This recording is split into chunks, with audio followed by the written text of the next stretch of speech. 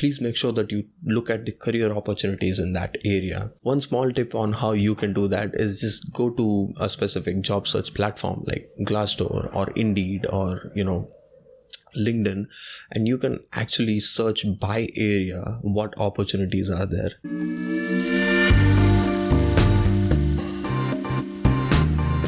What's up everyone, if you're new here, I'm Raghu and I talk about all the ups and downs an immigrant goes through in US. During the rise of social media in 2000s, I was part of the generation who used to have inspirational quotes as their WhatsApp status or Facebook status. I know you did too. It's okay. And one of the quotes which was very common was, ignorance is bliss. I'm 27 now and I think people of my age and above would definitely agree that ignorance is not bliss. Ignorance kills us. The more you don't know, the more you're spoiling your life. And recently I came across a quote from Jeffrey Fry who says, ignorance is bliss up until it kills you. Today's topic talks about how you should not be ignorant when you're preparing for US and see why due diligence is important. I've seen a lot of students who have this mentality of I'll figure it out in US or I can do whatever I want to or I'll have all the fun in US. It's true, you will have fun, but you need to have a plan. You need to organize your thoughts or organize your mental state in order to make sure that you're ready for masters.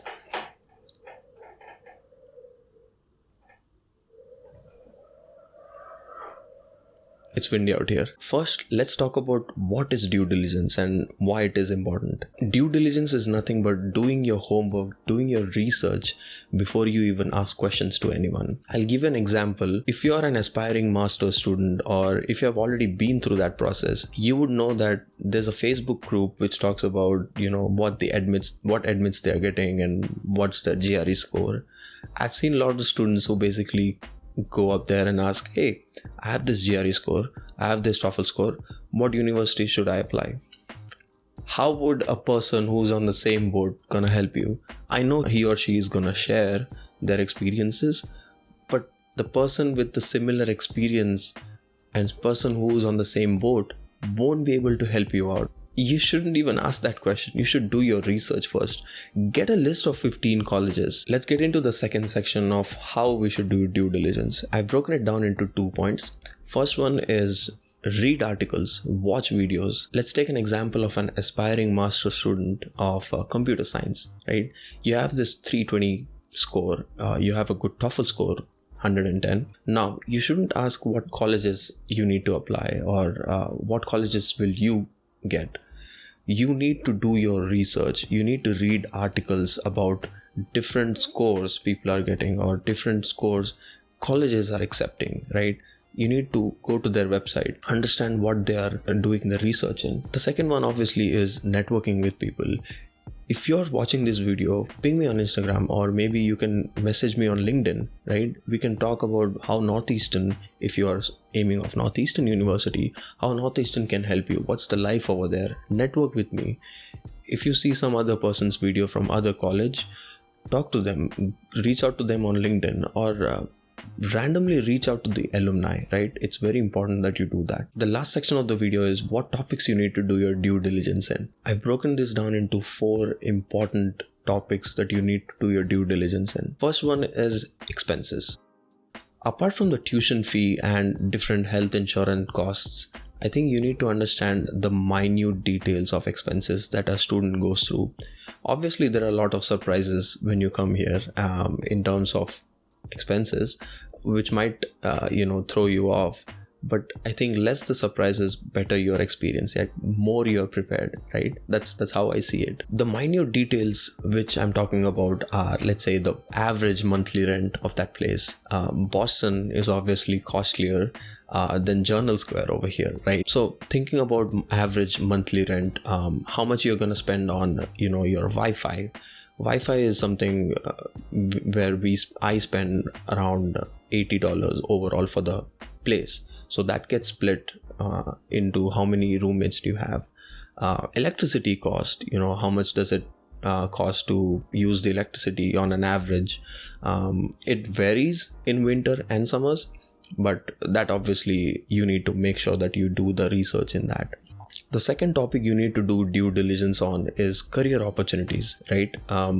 East Coast, West Coast, obviously they're good for career opportunities, but you need to understand for your niche, for your specific masters, or for your specific job description that you want to talk about or you want to work in, please make sure that you look at the career opportunities in that area. One small tip on how you can do that is just go to a specific job search platform like Glassdoor or Indeed or, LinkedIn, and you can actually search by area what opportunities are there. I'll create a separate video on that, but please make sure that you have that career opportunities in mind. Third topic, which I always focus on where you need to do your due diligence, is what learning opportunities does the college offer? Do they have teaching assistantship? Do the professors have research opportunities where you can, maybe help them out with something? Learning opportunities should always be the first priority than anything else. That's always my mindset.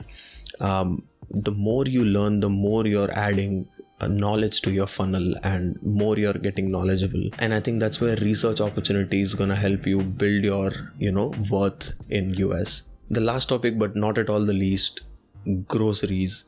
Where do you get groceries? How far is it from your college, or how far is it from your, average student area where people live? It's very important that you understand that, because there were years, I think the first year I made sure that I had groceries in 5-minute walking distance.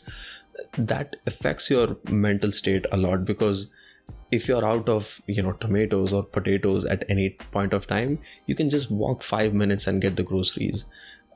Maybe you're learning to code something, or maybe you're in the prime of your job search, or maybe you're doing some good research and you're hungry and you need to immediately go to kitchen and cook something and you don't have any groceries. 5 minutes walking distance is better than obviously getting from Uber Eats or DoorDash, obviously in healthier version, but always make sure that groceries are always like maybe 5 to 10 minutes driving distance if you prefer car, or I would say in metropolitan cities, definitely walking distance of 5 to 10 minutes. So that's it, guys. The more you do due diligence, the more you're equipped with knowledge. It's very important that you have these knowledge on different bits and pieces, because less the surprise, more the better experience for you. And I want to repeat it again, ignorance is not bliss, guys. Ignorance kills you. Ignorance weakens you. So please make sure that you have knowledge as your ammunition and get better at it. See you guys in the next one.